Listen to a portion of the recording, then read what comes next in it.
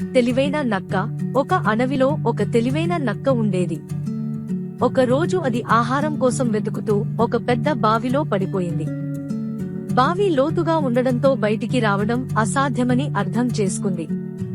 అది ఎంత ప్రయత్నించినా ఫలితం లేకపోయింది. కొంత సమయం తర్వాత బావి దగ్గర ఒక పులి వచ్చింది. నక్కను చూసి, "నువ్వు ఇక్కడ ఏమి చేస్తున్నావు?"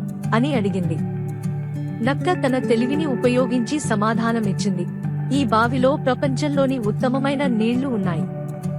నేను ఆ నీళ్లు తాగుతూ ఆనందిస్తున్నాను. నువ్వు కూడా వచ్చి చూడవచ్చు." పులి నమ్మింది.